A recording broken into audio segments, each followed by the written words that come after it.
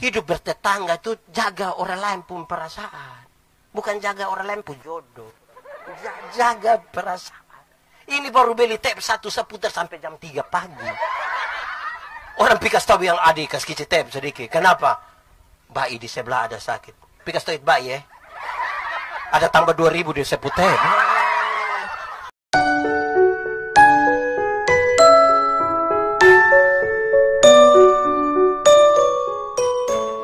Efesus pasal 6 ayat 10 sampai ayat yang ke-20, perlengkapan rohani. Akhirnya hendaklah kamu kuat di dalam Tuhan, di dalam kekuatan kuasanya. Kenakanlah seluruh perlengkapan senjata Allah, supaya kamu dapat bertahan melawan tipu muslihat iblis. Karena perjuangan kita bukanlah melawan darah dan daging, tetapi melawan pemerintah-pemerintah, melawan penguasa-penguasa, melawan penghulu dunia yang gelap ini, melawan roh-roh jahat di udara. Sebab itu, ambillah seluruh perlengkapan senjata Allah, supaya kamu dapat mengadakan perlawanan pada hari yang jahat itu, dan tetap berdiri sesudah kamu menyelesaikan segala sesuatu. Jadi, berdirilah tegap, berikat pinggangkan kebenaran, dan berbaju sirahkan keadilan. Kakimu berkasutkan kerelaan untuk memberitakan Injil damai sejahtera. Dalam segala keadaan pergunakanlah perisai iman, sebab dengan perisai itu kamu akan dapat memadamkan semua panah api dari si jahat. Dan terimalah ketopong keselamatan dan pedang roh, yaitu firman Allah. Dalam segala doa dan permohonan, berdoalah setiap waktu di dalam roh, dan berjaga-jagalah di dalam doamu itu dengan permohonan yang tak putus-putusnya untuk segala orang kudus, juga untuk aku, supaya kepadaku jika aku membuka mulutku, dikaruniakan perkataan yang benar, agar dengan keberanian aku memberitakan rahasia Injil yang kulayani sebagai utusan yang dipenjarakan. Berdoalah supaya dengan keberanian aku menyatakannya, sebagaimana seharusnya aku berbicara. Demikian firman Tuhan. Berbahagia setiap orang yang mendengar firman, memelihara dan melakukan dalam hidup setiap hari. Shalom. Lebih kuat sedikit, shalom. Yang anak muda, shalom. Yang orang tua, shalom. Yang muda tapi bikin ketua-tua, shalom. Oh, ini dong tidak mau. Atau yang tua tapi bikin ke muda-muda, shalom. Ada. Luar biasa. Saudara-saudara, Paulus meninggalkan jemaat. Paulus meninggalkan jemaat di Efesus. Padahal dia tahu persis bahwa semua orang termasuk jemaat di Efesus itu harus berhadapan dengan sejumlah tantangan dan persoalan. Jemaat Efesus itu jemaat yang kecil. Mereka bukan komunitas yang besar, bukan terdiri dari orang-orang yang punya pengaruh politik atau pengaruh sosial yang besar. Mereka orang-orang sederhana saja. Paulus meninggalkan mereka dalam sesuatu yang sangat tahu. Paulus tahu bahwa dunia ini medan pertempuran. Dunia ini apa? Medan pertempuran. Ada yang dilawan. Siapapun akan berhadapan dengan perlawanan itu. Saudara-saudara, yang menarik adalah disadari dengan baik bahwa musuh itu ada dua. Ada yang kelihatan, ada yang tidak kelihatan.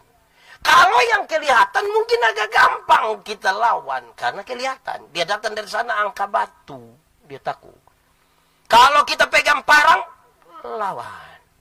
Kalau kita pegang senjata, bisa lawan. Kalau musuhnya kelihatan. Lalu bagaimana kalau musuh tidak kelihatan?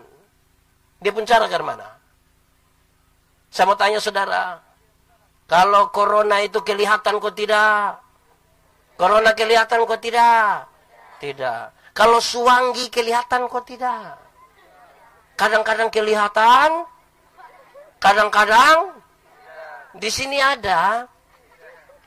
Saudara kira ragu-ragu. Saudara-saudara, ini menarik. Paulus meninggalkan jemaat, dia pergi mana? Dia masuk penjara. Kenapa dia masuk penjara? Pencuri kah dia? Tidak. Dia masuk penjara hanya karena coba-coba mengambil keputusan untuk percaya kepada Tuhan. keputusan untuk percaya kepada Tuhan itu membawa dia masuk penjara. Ini yang luar biasa sekarang. Ini yang tidak disukai oleh banyak orang percaya. Banyak orang kira kalau percaya Tuhan itu berarti bebas, tanpa masalah. Tidak boleh ada tantangan dan penderitaan. Sekarang keputusan paling besar dari Paulus untuk ikut Tuhan, bawa dia ke penjara. Saya mau tanya saudara, saudara percaya Tuhan? Saudara percaya Tuhan? Percaya saja atau sungguh-sungguh percaya? Betul-betul percaya? Siap. Ulang. Percaya. Percaya. Siap. Masuk penjara. Woi, saya lihat saudara ragu-ragu ini. Keputusan ini untuk masuk penjara ini, woi, itu bahaya. Yang di rumah siap. Siap apa? Kok saya juga tidak dengar, saudara siap. Tapi keputusan penting untuk ikut Tuhan Yesus itu kemudian membawa dia pada sebuah resiko terbesar. Bukan untuk sebuah jalan yang gampang. Ini yang serius. Nah, karena dia di dalam saudara, tiap-tiap hari dia lihat ini sipir penjara dong dari ujung kaki sampai ujung kepala. Dia lihat gambaran ini, dia mau coba nasihati jemaat. Paulus ingin kasih tahu, hati-hati karena perlawanan kita ini kan bukan saja melawan darah dan daging, tapi ada banyak roh-roh jahat. Apalagi iblis itu kerja tipu-tipu. Di sini ada yang tukang tipu, itu iblis pukawan. Di sini ada yang tukang tipu. Ada kok tidak? Di mana-mana waktu berkhotbah saya bilang tipu itu boleh kok tidak? Tipu boleh kok tidak? Tipu boleh kok tidak? Kalau untuk kebaikan kita tipu boleh? Apa boleh? Tidak bisa tipu, itu tipu. Karena tidak ada tipu untuk kebaikan. Satu tipu akan buat tipu baru. Amin kok. Amin. Di sini ada yang biasa begitu. Saya biasa pakai contoh bilang begini, Bapak dong kalau kita tanya, Bapak kenapa saya pergi gereja? Nanti dia bilang, Bapak pendeta minta maaf, saya sakit. Ini tipu ini. Kita ketemu dia pu istri, kita bilang, Mama, bilang Bapak ada sakit. Karena Mama tidak tahu, Mama bilang tidak. Terus kita ketemu dia pun suami, kita bilang, Bapak, Mama bilang Bapak tidak sakit, Ma. Terus Bapak tua bilang begini, saya sakit tapi belum kasih tahu Mama. Itu 2 itu. Kalau kita tanya lagi 3. Di sini ada. Pak Pendeta, kami tidak biasa tipu Bapak. Kami hanya biasa pakai 2 kata, yaitu sebenarnya dan tapi. Kenapa saudara ibadah pemuda? Sebenarnya saya pi. Tapi, kalau tapi itu dia tidak pi. Di sini ada. Itu orang ada duduk di sini. Pakai baju warna apa? Hei, kenapa tidak terima jadi ketua pemuda? Sebenarnya saya terima. Tapi, kalau tapi terima kok tidak? Jadi kalau sebentar pulang dari sini ketemu teman-teman yang tidak datang terus tanya, "Oi, kenapa saya ikut ibadah tadi?" Terus bilang, "Sebenarnya sudah. Gak tahu lupa maksud itu." Ini saudara-saudara. Nah, kita kembali. Karena Paulus tiap-tiap hari lihat.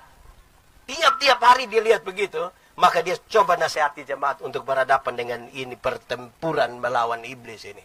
Dia mulai kasih tahu. Memang ada masalah, memang ada pertempuran, tapi kamu jangan ragu. Pakailah ikat pinggang yang namanya kebenaran.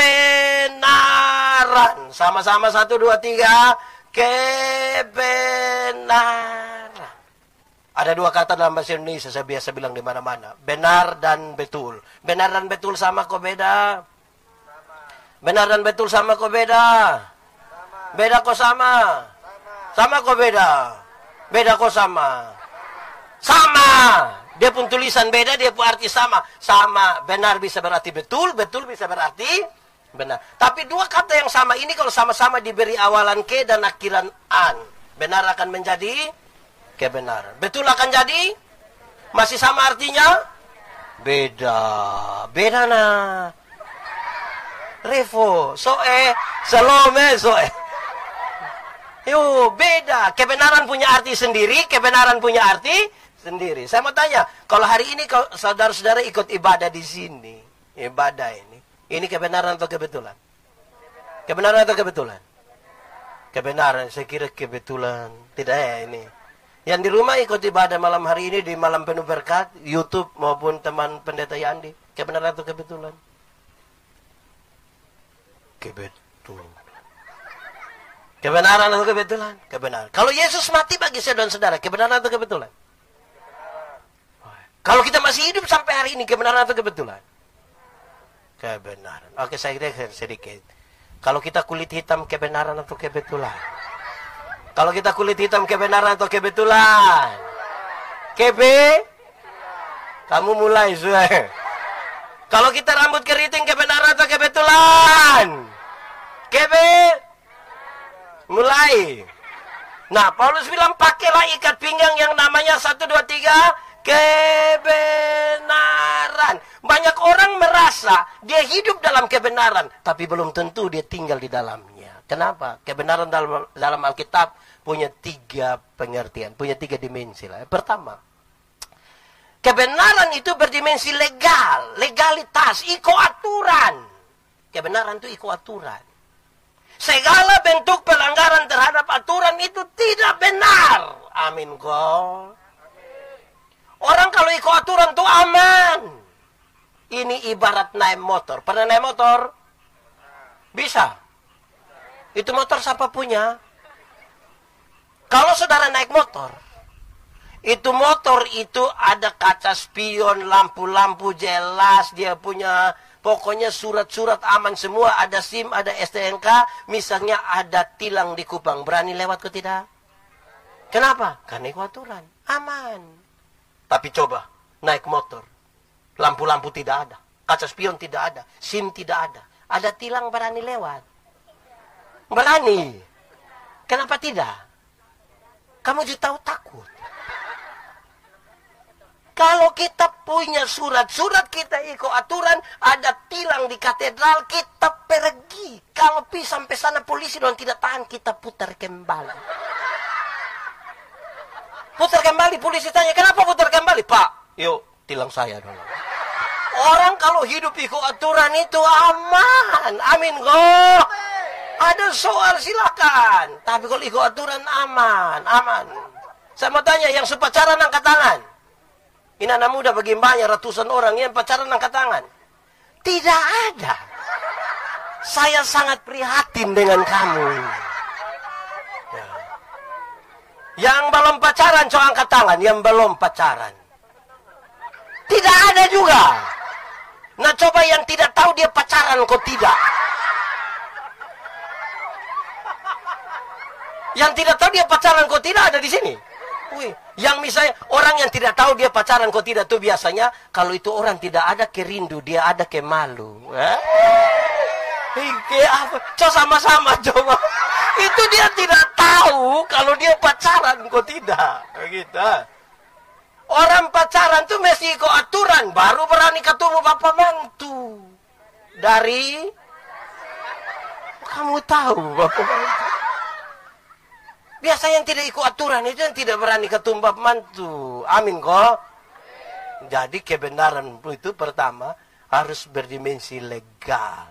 Ikut aturan. Yang kedua, kebenaran itu berdimensi moral. Moralitas. Moralitas itu apa yang dipikirkan, apa yang diucapkan, apa yang dilakukan itu motivasinya sama dan benar. Kenapa? Karena tidak semua yang kelihatan baik dibangun di atas motivasi yang benar. Ingat, tidak semua senyum tulus. Tidak semua senyum tulus. Kita datang, kita bilang, selum. Kita lewat, di Kupang Barat ada. Yang muka culas ada. Ada. Fam apa? Saudara-saudara. Karena itu, apa yang diucapkan, apa yang dipikirkan, apa yang dilakukan itu sama. Kenapa? Karena di dunia ini ada orang yang pikir lain, omong lain, bikin lain. Hasilnya kelainan. Jadi kalau saudara ketemu orang kelainan itu karena tidak sinkron antara yang di sini, dan yang dilakukan. Di Kupang Barat ada. Kuan Heum ada. Ada. Dia pemuda, kok pemudi. Semua yang kelihatan baik belum tentu dibangun di atas motivasi yang benar. Saya senang sekali ini anak laki-laki dong banyak yang ikut ibadah ya. Beta senang. Beta lau senang. Nona-nona. Nona-nona. Di sini tanta-tanta semua. Nona-nona. Nona-nona. Menikahlah dengan laki-laki yang takut Tuhan. Dia akan memuliakan engkau. Dia mengasihi engkau. Dia akan membawa saudara pada kebahagiaan. Amin kok. Makanya ajak kampung long ikut ibadah pemuda. Memang ada tantangan tapi ajak kak ibadah dulu. Ibadah. Mari ibadah. Ada kue. Siapa tahu pas omong di situ dia. Tidak. Datang dengan motivasi yang benar. Yang ketiga saudara-saudara. Kebenaran dalam Alkitab itu punya dimensi sosial, sosialitas, kepekaan untuk turut mengambil bagian dalam penderitaan orang lain. Nah, gitu. Kita ini kadang-kadang kepekaan sosial kita mengerikan. Kita tidak peka secara sosial. Kenapa kita butuh peka terhadap orang lain? Solidaritas. Karena Tuhan lebih dahulu solidar dengan kita. Amin kok. Hidup bertetangga itu jaga orang lain pun perasaan. Bukan jaga orang lain pun jodoh. Jaga perasaan.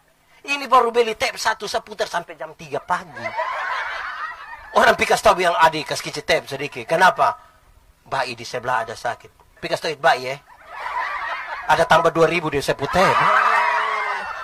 Di Kupang Barat ada. Ada. Yang baru beli tape putar sampai jam 3 pagi ada. Bos sampai tanda Saudara lihat sekarang, kalau pakai ikat pinggang yang dia punya nama kebenaran, punya dimensi legalitas, moralitas, sekaligus sosialitas, saudara, aman kita pu hidup, apapun tantangannya. Biasa yang takut-takut itu kan tidak ikut aturan. Motivasinya bermasalah. Amin kok? Amin. Pakailah sebagai ikat pinggang. Tahu ikat pinggang? Pernah pakai ikat pinggang? Nah, ikat pinggang terdiri dari apa? Ikat dan pinggang, wih. Memang saudara parah. Memang saudara parah, betul itu.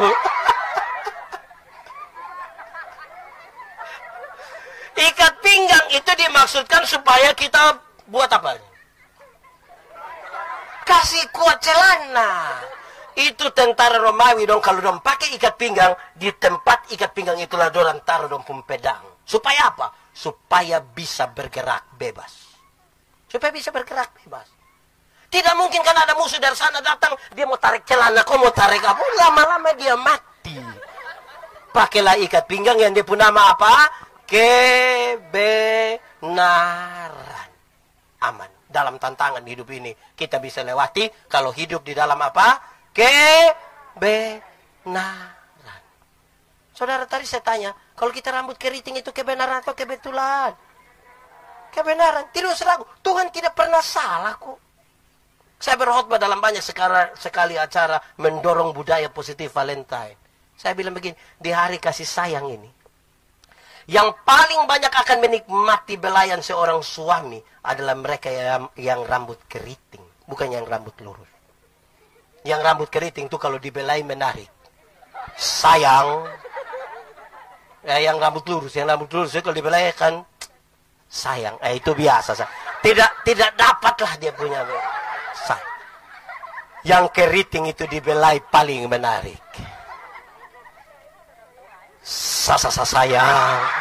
Lebih jangan gelisah hanya karena kita. Saudara, kalau bisa terima kita pu hidup apa adanya, aman. Aman kok? Amin kok? Masih gelisah? Masih? Itu satu. Pakai ikat pinggang yang dia punya nama apa? Setelah itu dia begini, pakailah baju sirah, baju perang itu yang dia punya nama keadilan. Dia punya nama apa? Keadilan. Kebenaran dan keadilan itu seperti satu mata uang dengan dua sisi yang berbeda. Tidak boleh saling melepaskan. Di mana ada kebenaran, di situ mesti ada keadilan. Di mana ada keadilan, di situ mesti ada kebenaran. Saya boleh tunjuk pi kamera, pada kamera tunjuk pi sana. Jeko. Di mana ada kebenaran, di situ ada keadilan. Di mana ada keadilan, di situ ada. Tidak bisa saling melepaskan. Keadilan itu diperlukan untuk apa? Saudara dengar. Keadilan diperlukan untuk apa? Supaya semua tuduhan yang dituduhkan kepadamu itu menjadi palsu. Kamu empat, kenapa? Keadilan itu dibutuhkan supaya tuduhan itu menjadi apa? Palsu. Ini jemaat Efesus kecil. Mungkin waktu dong berdoa, orang olok-olok dorang, orang hina-hina dorang. Tidak usah berusaha untuk menjelaskan. Saya mau bertanya, saudara pernah alami orang omong saudara punama kok? Pernah? Tiap hari? Kira-kira kalau orang omong kita punama dan tidak betul itu senang kok tidak? Tidak senang. Lalu kalau saudara, kalau waktu tahu begitu, sibuk untuk jelaskan di Facebook. Lakukanlah segala sesuatu dengan adil, tidak perlu penjelasan. Jangan bikin status. Kalau tidak tahu tentang saya, jangan omong ke tahu-tahu. Karena setan paling suka orang yang tidak tahu apa-apa, tapi omong ke tahu. Kan tidak ada kerja. Lakukanlah segala sesuatu dengan adil. Nanti keadilan datang dengan sendirinya. Kebenaran datang dengan sendirinya. Saya pakai contoh saja. Adil dibutuhkan untuk tuduhan menjadi palsu. Saya pakai contoh. Saya pun bapa. Saya sebut bapak kandung. Dan saya pun istri pun bapak. Saya sebut dari bapak mantu. Kalau saya ambil uang 100.000 untuk saya pun bapak kandung, adil kalau saya ambil 100.000 kasih saya pun bapak mantu. Supaya waktu saya kasih 100.000 di saya pun bapak kandung, saya pun istri lihat kok dia marah. Lu ambil uang kasih pun bapak. Tanpa saya jelaskan, dia pun bapak yang akan kasih tahu dia. Jangan marah kau pu suami, jangan.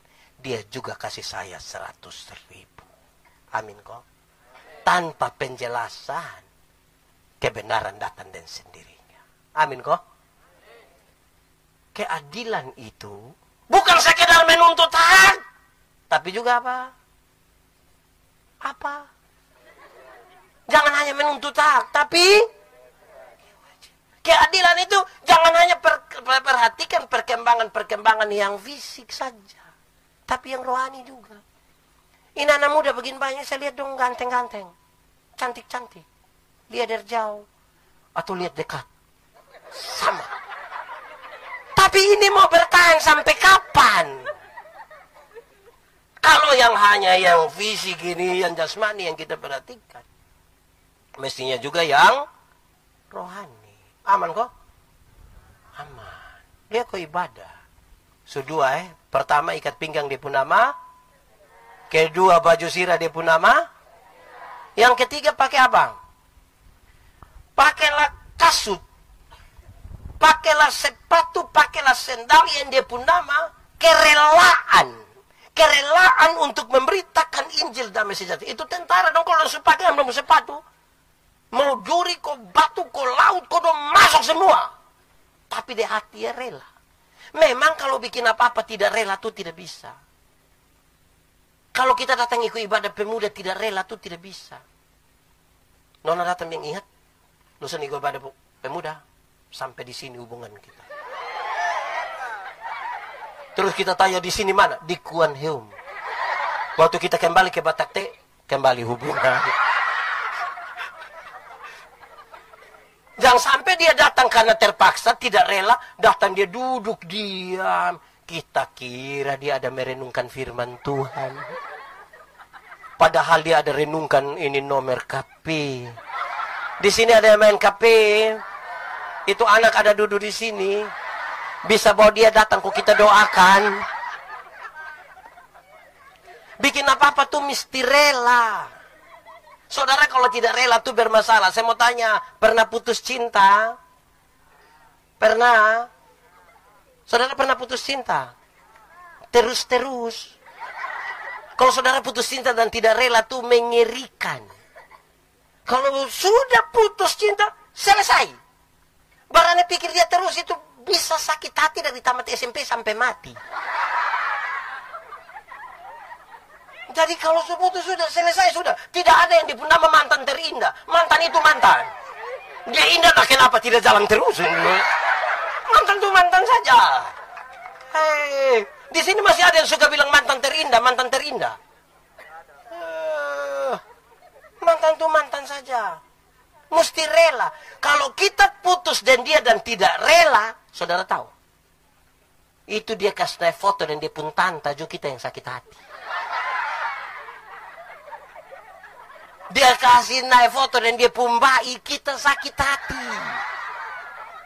Kita akan tanya dia, WA tanya, siapa tuh? Kok kenapa? Baik ngau siapa? Tidak indah.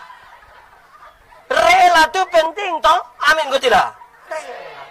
Rela. Saudara, orang yang tidak rela untuk melakukan sesuatu tuh beban. Dia hanya kerja mengeluh. Siap bikin konten. Bikin rela, tapi koma di situ dia lanjut, kerelaan untuk memberitakan Injil damai sejahtera. Siapa yang ngomong? Saudara, Injil itu berita pembebasan. Berita pembebasan. Rela untuk kasih tahu orang tentang berita pembebasan. Injil itu bukan berita bikin takut. Sekarang masih banyak orang beritakan Injil dan cara bikin takut orang. Padahal Injil itu berita pembebasan. Kalau kita baca Alkitab, Perjanjian Lama kita temukan banyak sekali celakalah, celakalah, celakalah, celakalah. Ketika Yesus datang, mulai berita tentang kedatangan Yesus. Yesus lahir, Yesus melayani, Yesus mati, Yesus bangkit, Yesus naik ke surga. Celakalah, Roh Kudus dicurahkan. Itu celakalah kita tidak dapat. Jangan takut. Jangan takut. Jangan takut.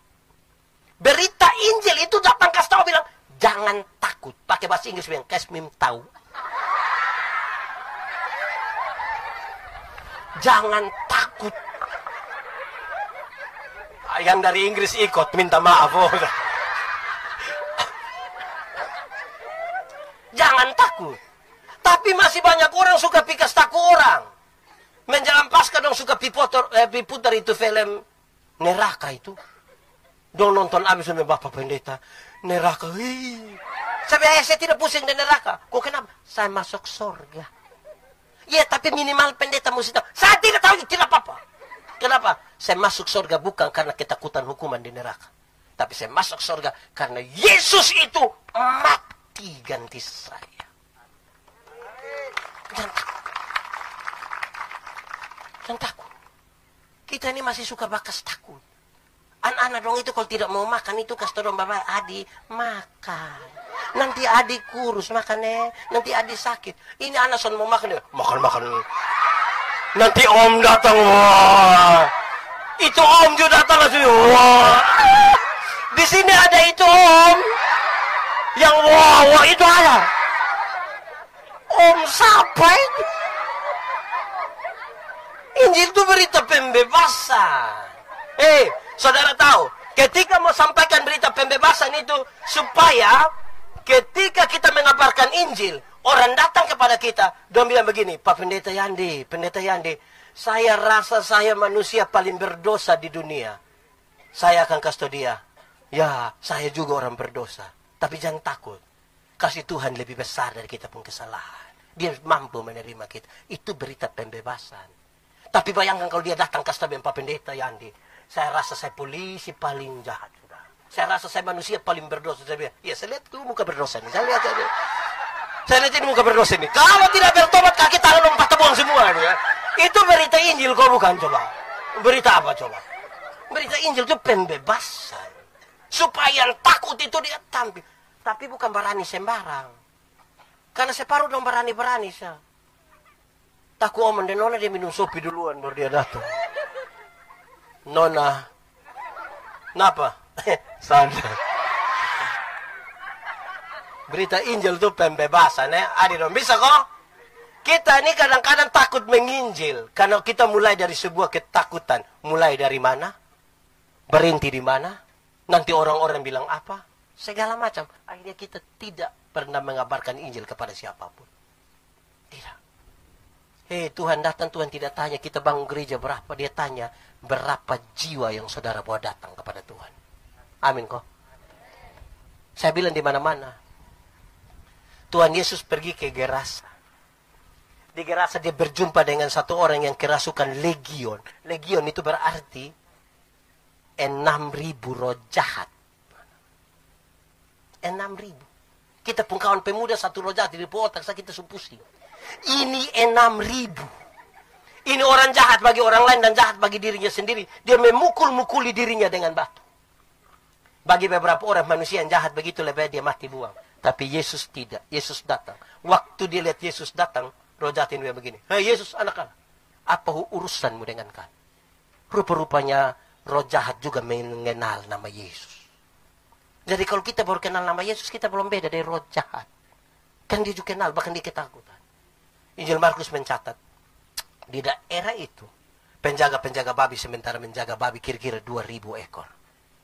Ini roh jahat minta supaya keluar ke babi-babi itu. Yesus membiarkan, matilah 2.000 ekor babi.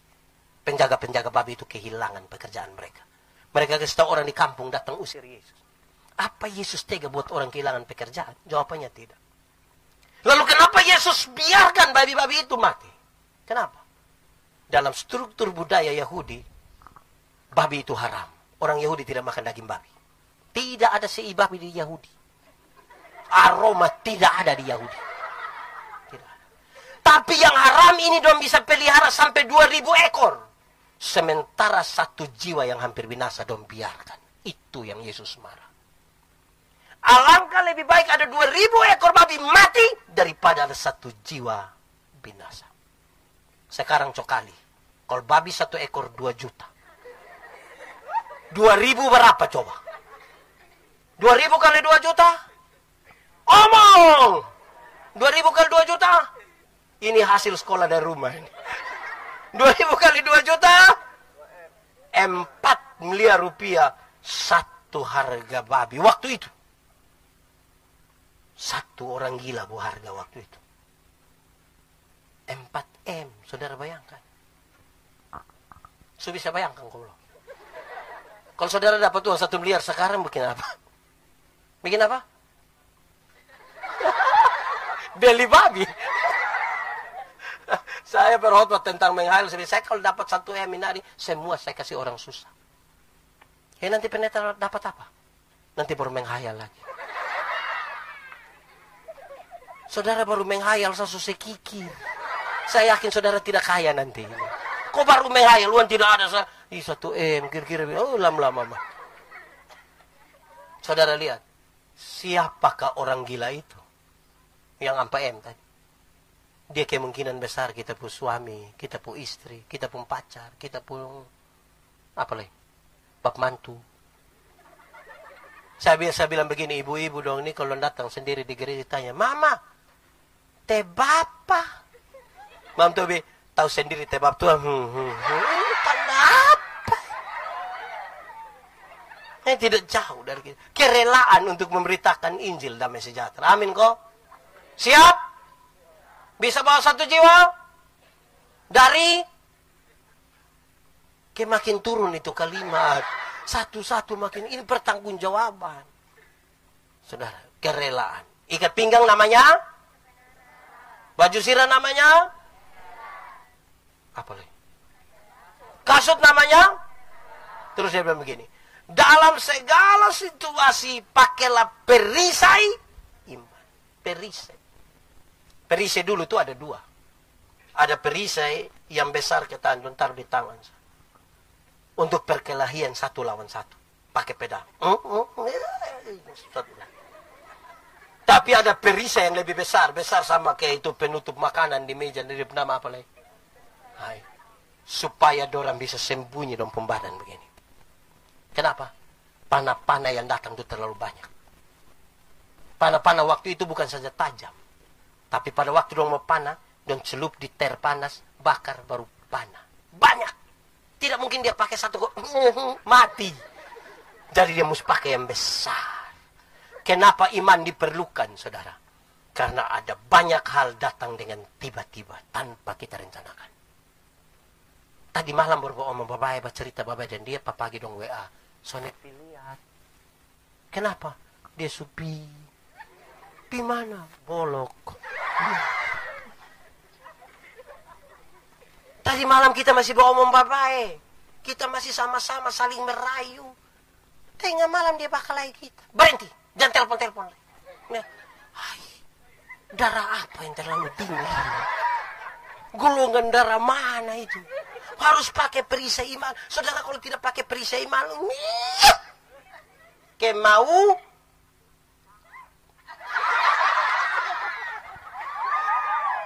harus pakai perisai iman. Karena kita berjumpa dengan banyak hal. Saudara orang yang pakai perisai iman, dia akan bisa. Tadi malam saya berkhotbah tentang apa? Menyembah Tuhan dalam roh dan kebenaran di malam penuh berkat. Saya kasih tahu. Orang yang mengandalkan iman, dia berhadapan dengan kematian. Dia akan bertanya apa yang dia imani. Tentang kematian. Oh, yang saya iman tentang kematian, mati bukan akhir dari segala sesuatu. Mati ini tempat di mana kita diubah dari tubuh yang dapat binasa ke dalam tubuh yang tidak dapat binasa. Supaya kita hidup dalam kekekalan bersama dengan Kristus di surga. Supaya ketika berjumpa dengan itu, kita yakin sekali kita menyanyi. Sabar dalam susah suka. Saudara tidak tahuin lagu? Nah, kenapa suruh saya solo? Sabar dalam susah sukarmu. Sabar, Tuhan ada sertamu. Sabar, sabar, beri kuat padaku. Memang mesti pakai iman. Bukan orang ada mati di situ kok. Semua ada sedikit kita datang kok bilang, Mam Pendeta, sebelum firman saya satu lagu. Terus dia bangun, dia langsung bilang, di dalam doamu, kau sebut namaku. Saya baru langsung di interlude-nya dia suruh anak kecil satu baca puisi dengan judul Ditinggal Ayah. Itu semua satu tank itu menangis habis. Terus habis menyanyi dia bilang, semua menangis. Saya supiman mana tapi ini semua bangga. Tanya apa yang kita imani. Karena segala perkara itu kita bisa temui tiap-tiap hari. Apalagi anak muda. Saudara punya masalah? Punya? Tidak usah omong. Saya lihat yang ini muka masalah semua. Saya suka bilang, masalah ialah kesenjangan antara harapan dan kenyataan. Harapan menikah dengan dia. Ternyata dia nikah dengan kita pun kawan. Masalah kok bukan. Supanggil papa lah, mimi lah, baru koni jadi lah. Kadang-kadang susempat tato dia pun nama lah. Di Kuan Heum ada. Yang sempat tato ada. Harus pakai setrika.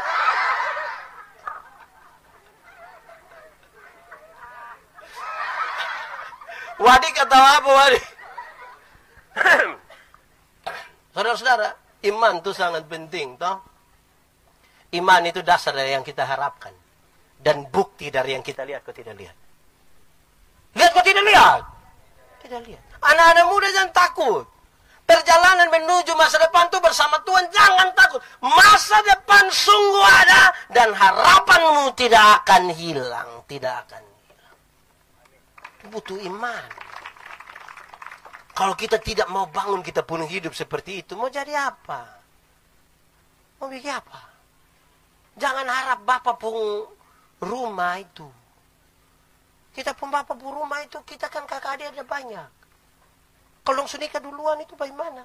Pas waktu aku sakit, kita langsung sertifikat. Oh iya. Itu dia susah. Oke. Ikat pinggang namanya? Baju sirah namanya? Sepatu namanya?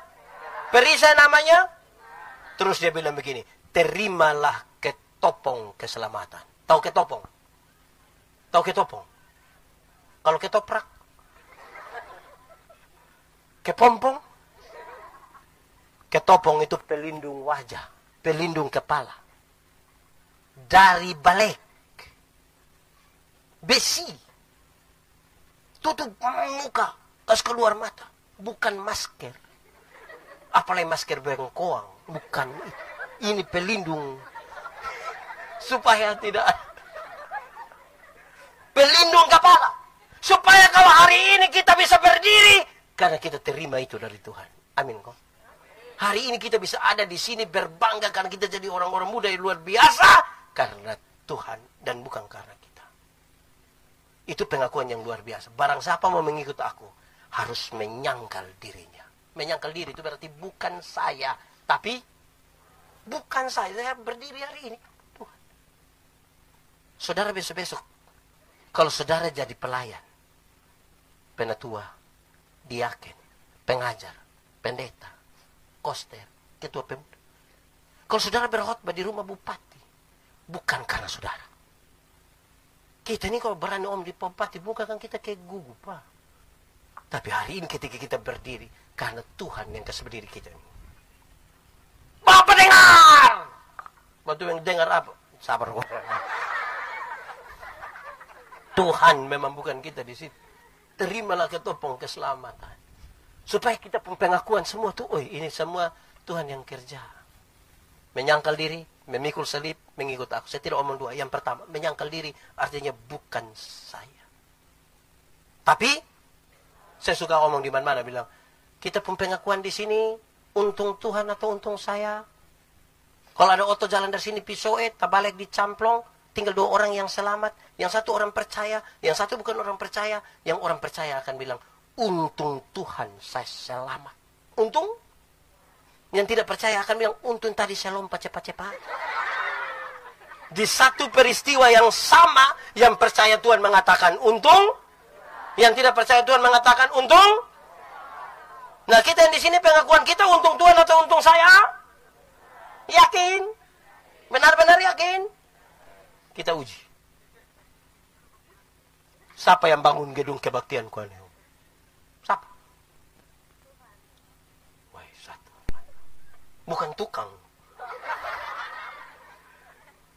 Yang percaya kami yang Tuhan. Tuhan. Padahal kita yang kumpul uang. Kita yang ketua panitia pembangunan, kok jalan envelope ini, jalan pidato, tanya siapa yang bangun? Bukan saya, tapi kalau kita tanya, Bapak siapa yang bangun gedung kebaktian? Bukan saya. So cek sah. Itu hari kalau bukan ini gereja tidak ada. Untung. Ada orang susah, sakit-sakitan datang kepada saudara. Saudara tolong dia. Singkat cerita dia sehat, dia sukses. Dia bawa kesaksian itu kemana-mana.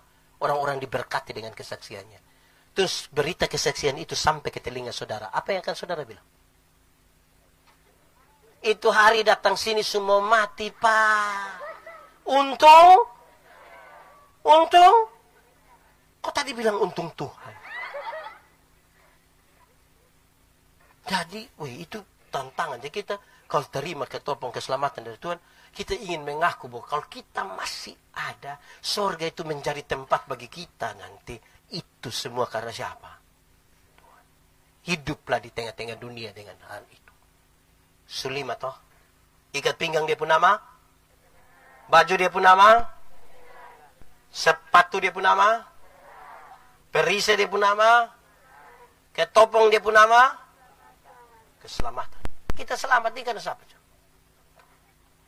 5 hal ini dia sampaikan habis. Dia tambah 2 hal. Ini kan barang untuk bertahan semua. Perlengkapan untuk bertahan. Dia tambahkan 2 untuk jangan bertahan. Serang juga. Barcelona biar kuat-kuat begitu. Bertahan terus kalah. Biar lawan USA juga kalah. Karena dia mesti menyerang kalau mau menang. Toh? Lalu dia kasih tahu 2 hal ini. 1. Firman. Terimalah perisai. Pedang. Yaitu firman. Firman itu yang akan memutuskan. Saya ikut ini. Yang ini saya tidak ikut. Firman itu yang memutuskan. Ini benar. Ini salah. Bukan karena perasaan. Firman menentukan. Makanya baca firman. firman menjadi alat untuk kita ambil keputusan. Tapi ingat, firman itu seperti pedang bermata dua. Dia iris ke sana, tapi iris juga ke sini. Berani kutip firman untuk orang lain, di kita juga firman. Jangan sampai betul khotbah habis, saudara bilang, Pak Pendeta, khotbah tadi pas. Pas dengan siapa? Pas dengan dia, Pak. Habis dia lu sonebab. Sonebab, dan beta firman datang pas sampai beta dia serong begini, dia lari ke sana. Wah, itu tersalah. Kalau mau pas-pas dengan semua. Amin kok? Di sini ada yang tiap hari diikuti firman ke seorang lain. Ada.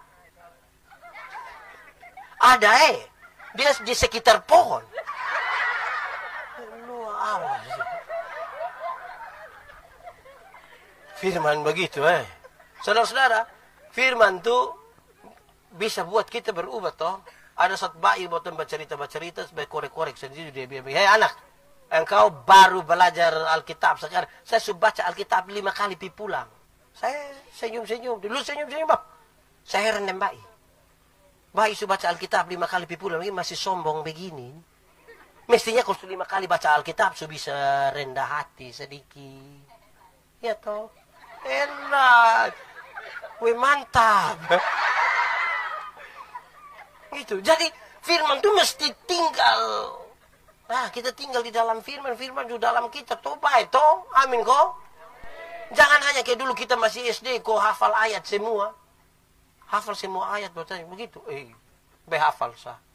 Tidak bisa begitu. Ini sampai kita menyanyi lagu berbahasa Inggris. Tidak tahu arti tapi menyanyi. Dia juga tutup mata.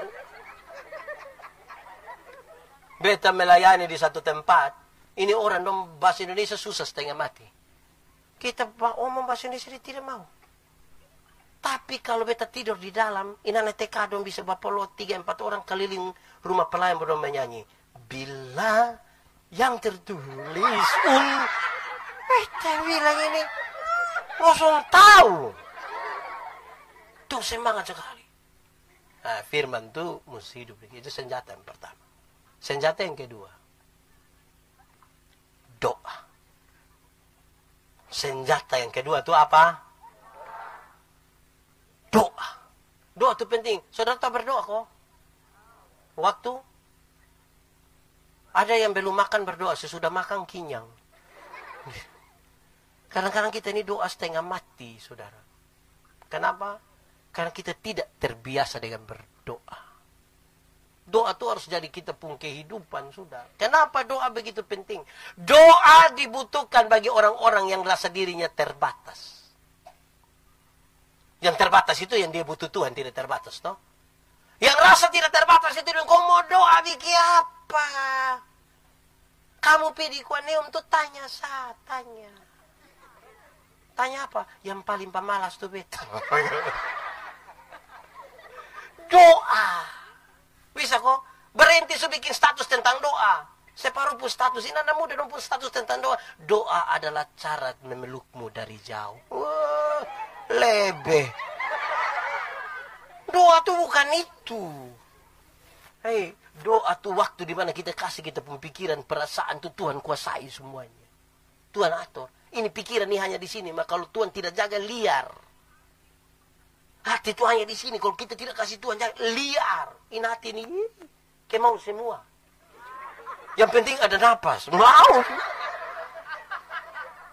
Ini mesti kasih Tuhan jaga. Amin kok. Karena dia meronta-ronta. Kasih Tuhan jaga. Saudara tahu. Berdoa itu penting toh. Terlalu penting malah. Supaya kita punya hidup aman. Saudara lihat. Ini dua-dua hal jalan sama-sama nih. Yang rohani, yang jasmani jalan semua.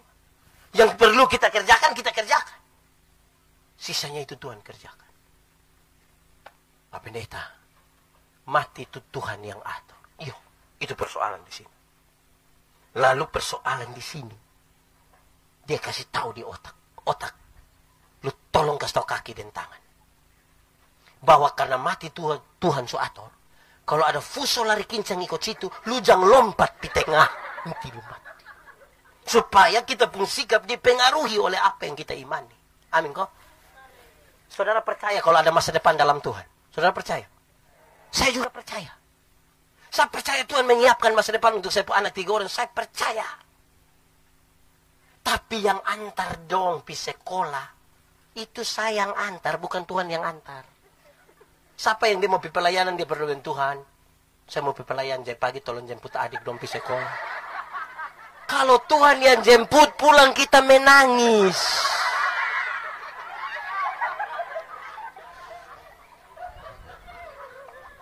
Kerjakanlah yang perlu kita kerjakan toh.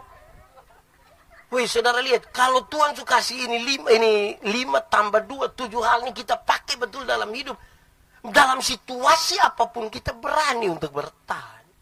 Tuhan tidak pernah menjanjikan lautan tenang.